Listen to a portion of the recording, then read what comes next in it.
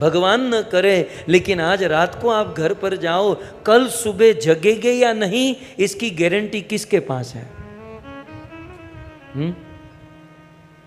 कल सुबह आंखें खुलेगी या नहीं, कोई गारंटी के साथ कह सकता है? यह मनुष्य जीवन दुर्लभ है, तदअपि क्षणभंगुर है। इसलिए जब से मन में विचार आए कि भजन करना है, सत्कर्म करना है, तो सत्कर्म करने में देरी न करें। महाभारत में प्रसंग है, कर्ण रोज सुबह उठकर दान करते थे। एक दिन दान करके वापस लौट रहे थे तो एक ब्राह्मण आए दौड़ते हुए, क्षमा कीजिए मुझे देरी हो गई, मुझे भिक्षा दीजिए। कर्ण के पास कुछ था नहीं, अपने सेवक को भेजा, कुछ लेने गया, तब तक तो कर्ण ने हाथ से अंगूठी निकाली और लेफ्ट हैंड से दान कर दिया। वह सेवक आकर कहता है कि महाराज मेरी राह नहीं देखी आपने। चलो मेरी राह न देखी आपने, लेकिन लेफ्ट हैंड से आपने दान किया, राइट हैंड से करते। महाभारत का कर्ण बहुत बड़ी बात कर गया। कर्ण आखिर तो कुंती की संतान है, सूर्य के अंश से जन्म हुआ, केवल एक गलती कर गया कि सूर्य का बेटा अंधे के बेटे की संगति कर गया। संगति का बड़ा प्रभाव है। सूर्य के अंश से जन्म सूर्य का बेटा अंधे के बेटे की संगति में पड़ा, इसलिए कर्ण मरा, अन्यथा कर्ण ने बहुत बड़ी बात कर दी कि सेवक लेफ्ट हैंड से अंगूठी राइट हैंड में लेकर मैं दान करने जाता और उतनी एक सेकंड में यदि मेरा मन बदल जाता तो दान के पुण्य से वंचित रह जाता। मन का कोई भरोसा नहीं है। इसलिए जब से मन में सद्विचार आए, सेवा करने का, साधना करने का, भजन करने का, तो देरी ना करे, तुरंत उसे संपन्न करे, तुरंत। इसलिए हमारे वहां कहते हैं, कल करे सो आज कर, आज करे सो अब। पल में प्रलय हो जाएगो, फिर करेगा कब? लेकिन हमने इसको बदल दिया, आज करे सो कल करे, कल करे सो परसों। जल्दी जल्दी क्या करना है, जीना है बहुत बरसों। हमारा कुछ ऐसा है। पिज्जा और पास्ता खाना होगा तो तुरंत आज के आज खा लेंगे, भजन करना होगा, सेवा करनी होगी तो कल परसों नरसों। भजन करने में देरी नहीं। आप कहोगे भजन करने में देरी करने से क्या होता है? अरे इतिहास देखिए आप। एक दिन दशरथ जी के मन में सद्विचार आया कि अब मैं निवृत्त हो जाऊं। उसने कान के 2 बाल सफेद देखे तो दशरथ के हृदय में बड़ा दुख हुआ। हृदय बहुत दुख लाग, इसको जरा नीचे कर देना पंखा। हृदय बहुत दुख लाग, बीत गयो दिन भजन बिना। दशरथ के हृदय में दुख हुआ कि मेरा जीवन बिना भजन के ही बीत गया। भयो न विषय विराग और भवत बसत वह चौथपन। मेरे जीवन का लंबा समय बीत गया, न संसार से वैराग्य हुआ, न ईश्वर में अनुराग हुआ। हाय रे मेरा जीवन व्यर्थ ही बीत गया। दशरथ के हृदय में कष्ट हुआ और तुरंत उसी सभा में वशिष्ठ जी को कहा कि अब मुझे भजन करना है और रघुकुल की रीत के अनुसार मेरे बड़े पुत्र राम को राजा बनाना चाहता हूं। गुरुजी कोई अच्छा मुहूर्त बताइए। और गुरु वशिष्ठ जी ने क्या कहा? राम को राजा बनाना है और आपको भजन शुरू करना है, उसके लिए मुहूर्त देखने की जरूरत नहीं। तदेव लग्नम सुदिनम तदेव। जब से मन में विचार आया तब से अब भी अनाउंस कर दो और भजन शुरू करो। लेकिन दशरथ जी ने क्या कहा? गुरुदेव 24 घंटे की मुद्दत दे दीजिए। अब गुरुजी ने तो कहा था अभी के अभी कर लो, लेकिन 24 घंटे की मुद्दत मांगी। इसे भी नीचे कर दो। 24 घंटे की मुद्दत मांगी और सत्कर्म, थोड़ा सा ऊपर, और सत्कर्म करने में 24 घंटे की देरी, और इसका क्या रिजल्ट आपके सामने है। भजन शुरू करने में 24 घंटे की देरी राम को 14 वर्ष के लिए वन में भेज दी, अवधवासियों को 14 वर्ष तक रोना पड़ा और दशरथ जी को अपना प्राण त्यागना पड़ा।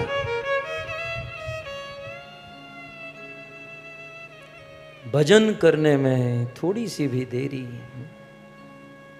नहीं करनी चाहिए। इसलिए प्रहलाद महाराज कहते हैं, कौमार आचरित प्राज्ञो धर्मान भागवतान्य दुर्लभम मानुषम जन्म तदप्य ध्रुवमर्थदम। इस भागवत धर्म का पालन कौमार अवस्था माने जल्द से जल्द शुरू करें, देरी न करें, आज और अभी। हमारे ब्रज के संत कहते हैं, क्षणभंगुर जीवन की कलिका कल प्रात में जाने खिली न खिली। इसी बात को गोविंद दास जी ने कहा, कमल दल जल, देखो सब लोग जानते हैं, जीवन टल मला। कमल के पत्ते पर पानी की बूंद है, ये हवा आई, ये गिरा, ये आई, ये गिरा, ये गिरा गिरा गिरा, ऐसा तो हमारा जीवन है। क्षणभंगुर जीवन की कलिका कल प्रात में जाने खिली न खिली। मलिया चंद की मंद लहर सुगंध समीर चली न चली। कलिकाल कुठार लिए फिरता तन कोमल चोट झिली न झिली। रटले अरि जीवा कृष्ण को नाम, तू अंत समय पे हिली न हिली। अरे जीवा तू कृष्ण का नाम आज और अभी ले ले, क्योंकि मरते समय तू हिलेगी भी या नहीं इसका कोई भरोसा नहीं है। कुलशेखर आलवार मुकुंद माला स्त्रोत प्राण प्रयाण समये कफवात पित्ते।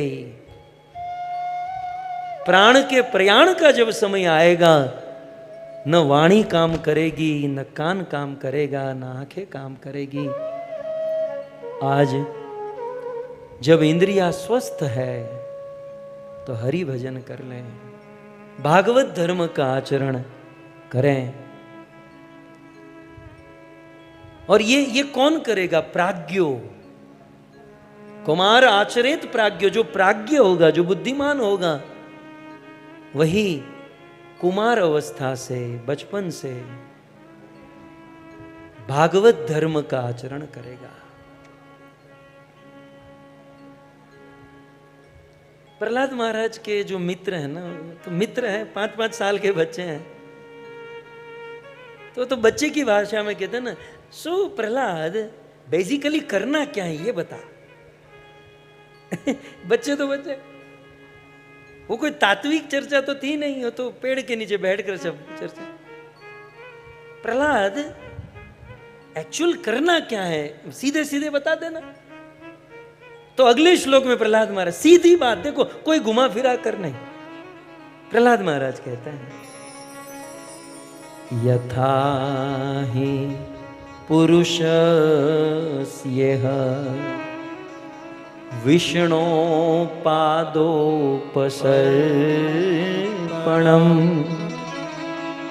यदेश सर्वभूतानां यदेश सर्वभूतानां प्रिय आत्मेश्वर सुह प्रिय आत्मेश्वर सुह। करना क्या है? श्री प्रहलाद महाराज कहते हैं, यथा ही पुरुषस्येह, परम पुरुष भगवान विष्णु के पाद उपसर्पणम, दैट्स इट। भगवान विष्णु की पादोपसर्पणम, भगवान विष्णु की शरण ग्रहण करनी है। भगवान विष्णु की शरण ग्रहण का अर्थ क्या है? भगवान विष्णु से प्रेम करना है। और वो प्रेम 9 प्रकार से हो सकता है। श्रवण के द्वारा, कीर्तन के द्वारा, स्मरण, वंदन, नवदा भक्ति। सो ज्यादा कुछ नहीं। मनुष्य जीवन को सफल करने के लिए यथा पुरुषस्य विष्णु पादोपसर्पणम, विष्णु की भक्ति।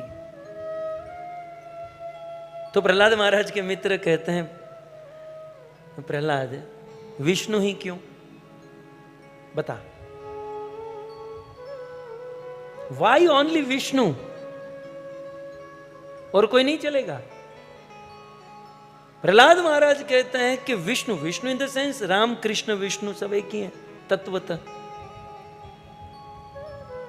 विष्णु क्यों, इसी श्लोक में प्रहलाद महाराज 4 कारण बताते हैं, हम लोग भी समझे। भगवान कृष्ण की ही भक्ति क्यों? तो इस श्लोक की तीसरी लाइन में प्रहलाद महाराज उत्तर देना शुरू करते हैं, यदेश सर्वभूतानाम। भगवान विष्णु सभी जीवों के लिए क्या कहते हैं? प्रेम। सबसे पहला पॉइंट, भगवान श्री कृष्ण की ही भक्ति क्यों? क्योंकि कृष्ण ही प्रेम करने लायक है। कृष्ण को छोड़कर इस संसार में और कोई प्रेम करने लायक नहीं है। क्योंकि हमारे हृदय के भाव, हमारे हृदय की फीलिंग्स, हमारी आशा एकमात्र कृष्ण ही पूर्ण कर सकते हैं। और कृष्ण को छोड़कर अन्य किसी को भी दिल देंगे तो दिल टूटेगा। हम लोग स्कूल में लास्ट बेंच वाले इष्टदेव प्रभु, वो बुक के पीछे एक हार्ट बनाते थे, फिर उसमें तीर डालते थे, फिर वो दिल टूट गया ऐसा, मतलब ऐसा ड्राइंग करते थे। फिर बाजू वाला पूछता था क्या हुआ? बोले फलानी ने दिल तोड़ दिया।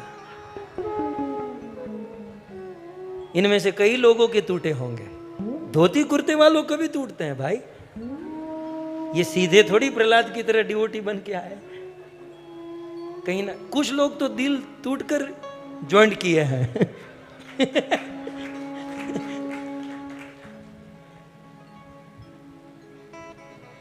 दिल के टुकड़े 1000 हुए, कोई इधर गिरा कोई उधर गिरा, और हम इस्कॉन में गिरे।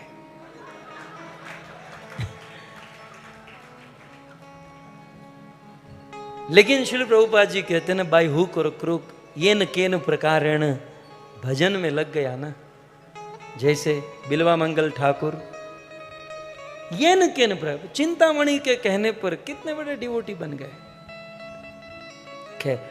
सो इस संसार में दामोदर को छोड़कर किसी को भी दिल देंगे ना तो वो टूटेगा।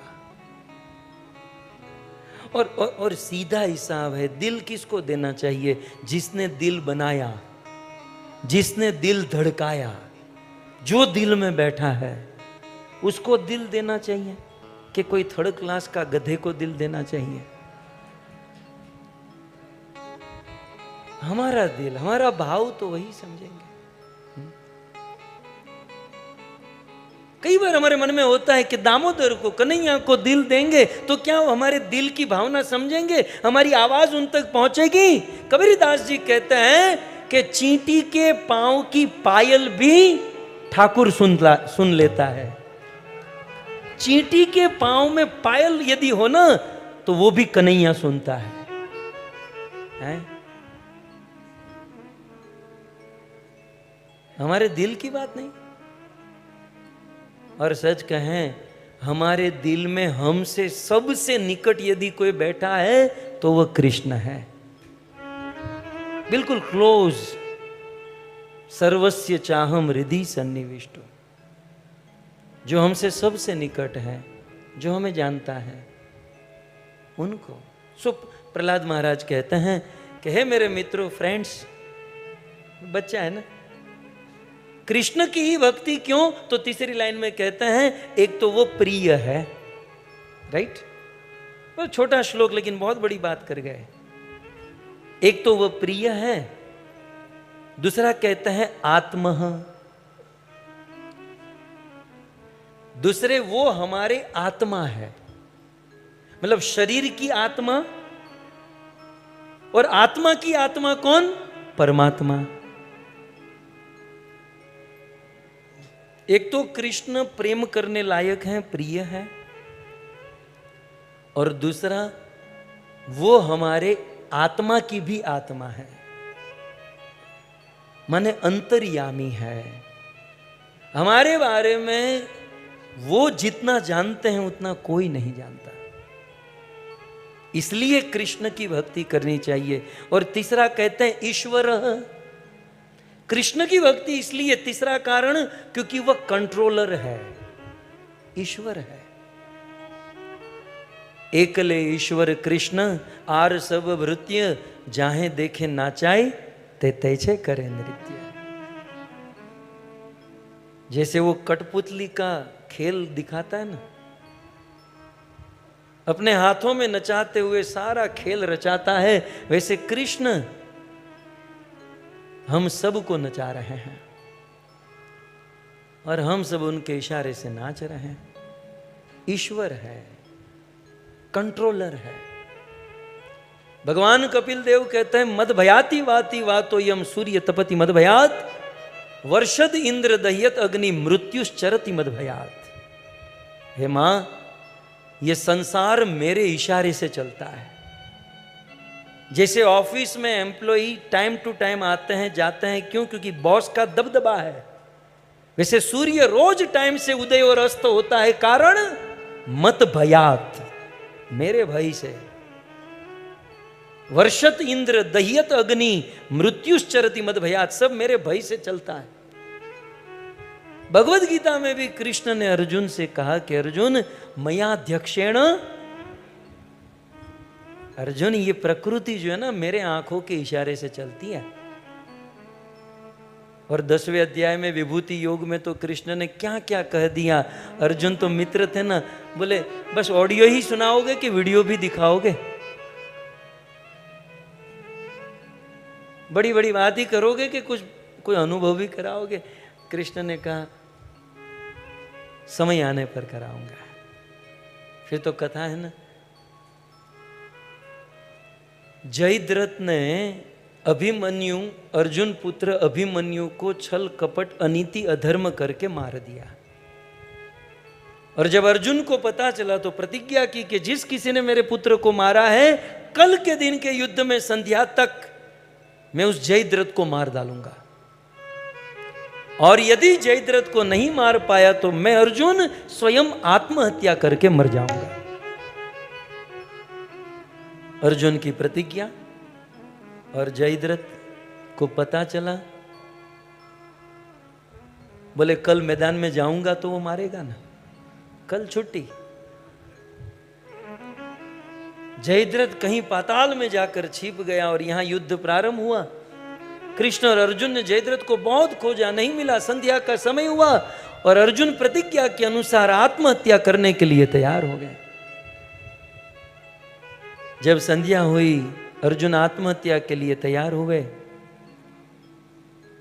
तब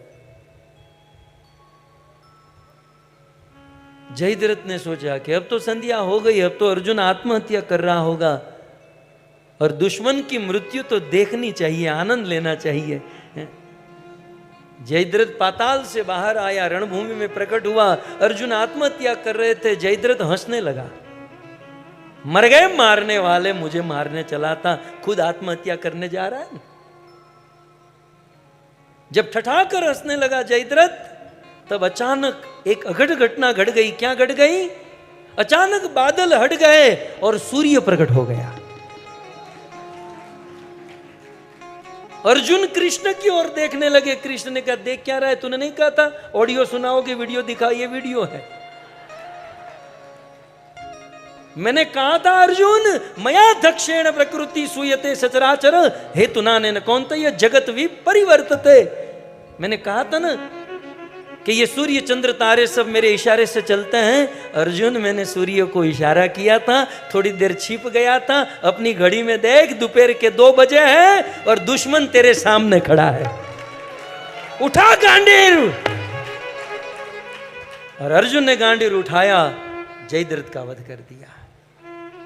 ये है, ये मैं किस पर कह रहा हूं? ईश्वर, कंट्रोलर, प्रकृति के ईश्वर, प्रकृति के स्वामी भगवान से कृष्ण है। इसलिए कृष्ण की भक्ति करनी चाहिए।